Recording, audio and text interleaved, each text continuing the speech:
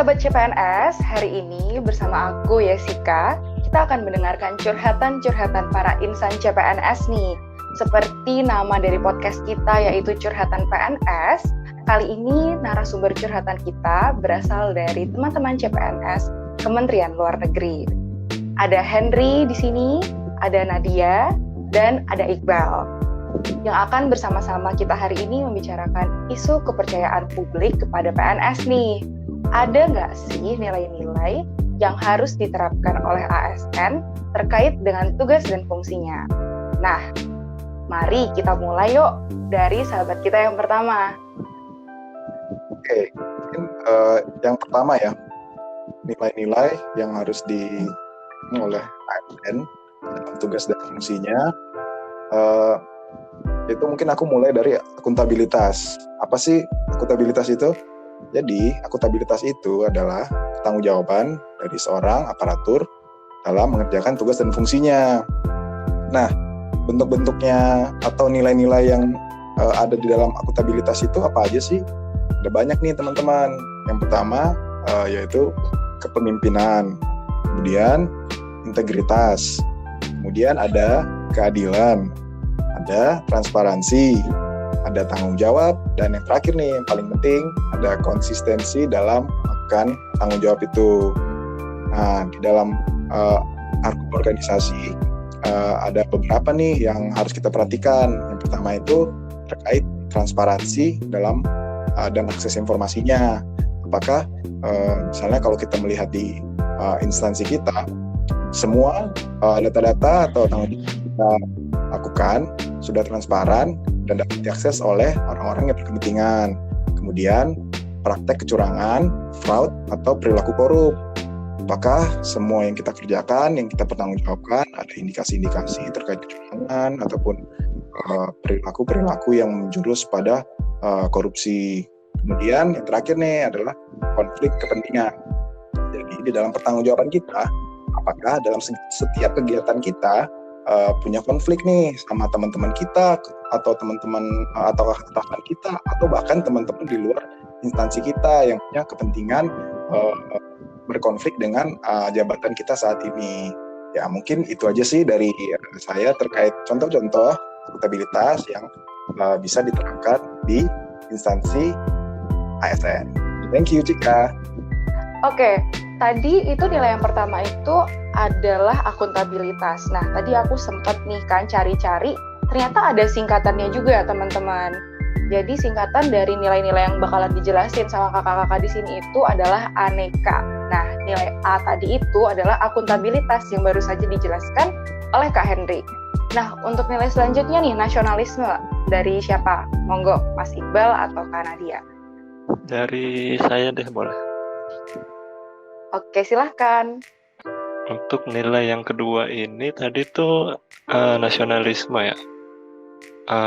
Apa sih nasionalisme itu dan gimana cara penerapannya di kehidupan sehari-hari atau sebagai ASN ya.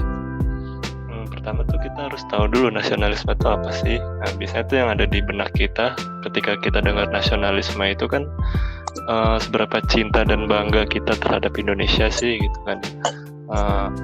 Nah, mungkin untuk lebih gampangnya itu dengan mengimplementasikan nilai-nilai yang ada pada Pancasila. Misalkan pada sila pertama itu kan ketuhanan yang Maha Esa. Di sini menunjukkan bahwa kita adalah bangsa yang agamis. Nah, selain menjalankan kewajiban ibadah, kita juga harus dapat membedakan mana yang benar, mana yang salah, mana yang halal, mana yang haram, serta mana yang hak dan batil. Sehingga ketika diterapkan di dalam dunia kerja dimanapun itu, kita akan selalu dapat taat kepada peraturan yang berlaku, baik itu di kantor maupun di kehidupan sehari-hari. Jadi ya kita nggak akan melanggar peraturan lah gitu. Nah, terus yang kedua itu, sila kedua itu kemanusiaan yang adil dan beradab. Nah, di sini tuh menunjukkan bahwa kita itu adalah bangsa yang saling menghormati antara satu dengan yang lainnya, menghormati hak asasi manusia, Nah, di sini juga nih penting nih dalam kehidupan sehari-hari maupun di kantor nih. Jadi misalkan kita di kantor tuh harus berlaku adil, baik itu kepada pekerjaan ataupun terhadap sesama. Misalkan dalam pekerjaan itu ketika jam kerja kita masuk jam 8, ya kita harus datang jam 8. Karena kan kita sudah dikontrak di pekerjaan itu masuk misalkan jam 8, pulang jam setengah 5, ya kita harus taat. Nah, kemudian terakhir itu adalah sila kelima. Sila kelima itu keadilan sosial bagi seluruh rakyat Indonesia. Kita harus adil terhadap siapapun orang yang ada di hadapan kita. Tidak memandang bulu dari suku, ras, agama apapun, kita harus memberikan pelayanan yang maksimal. Seperti itu. Jadi kurang lebih sih untuk nasionalisme penerapannya seperti itu.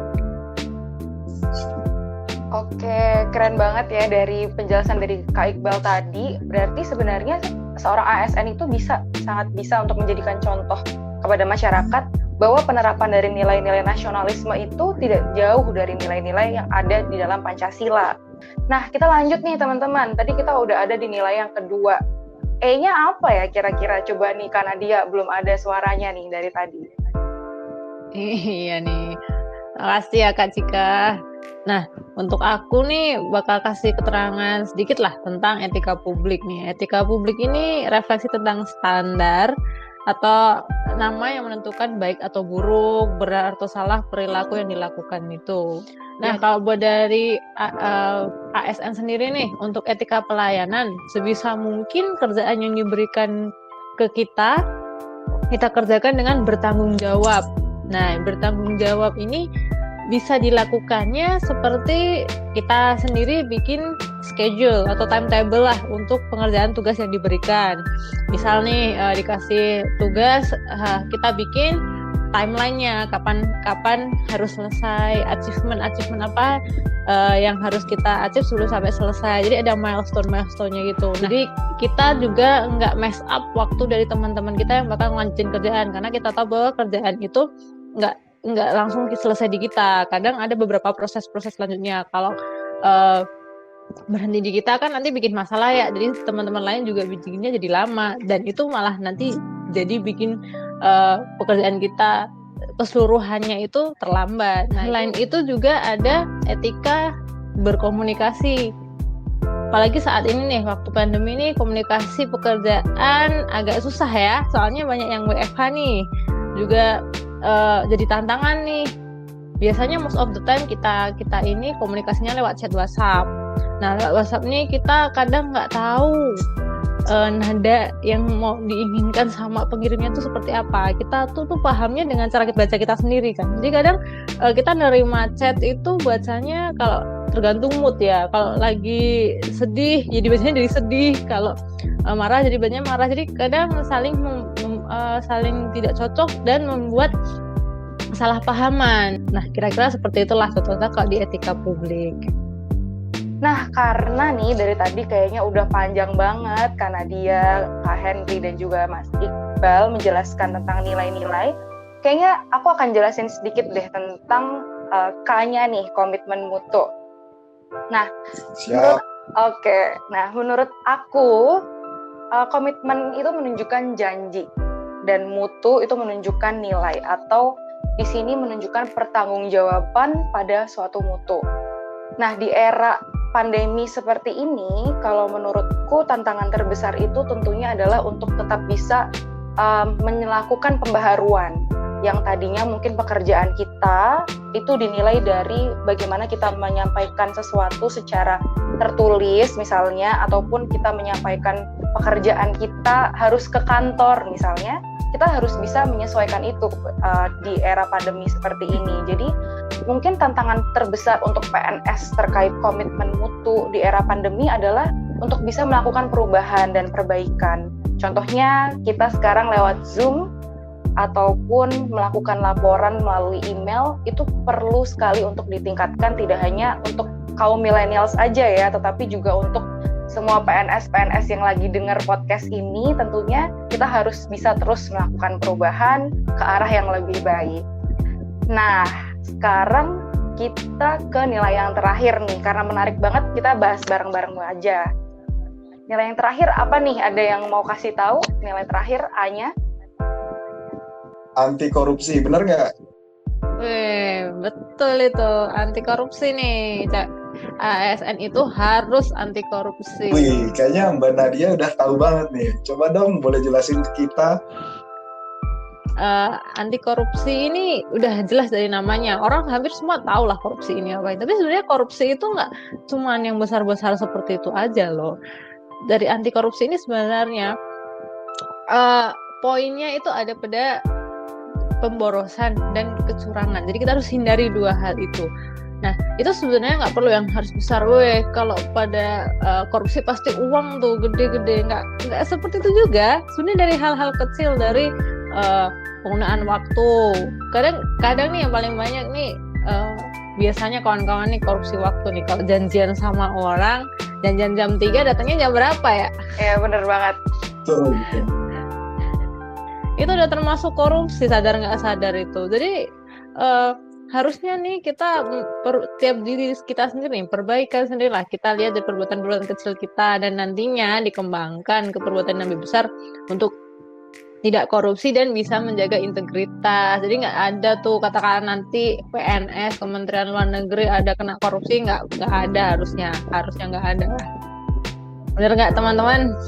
Setuju banget. Betul sekali. Nadia. Oke, terima kasih banyak untuk kakak-kakak semuanya. Sekian teman-teman milenials yang mendengarkan hari ini, curhatan dari kakak-kakak calon PNS Kementerian Luar Negeri. Semoga menambah pengetahuan dan pemahaman ya. Stay young, healthy, and curious. Salam CPNS.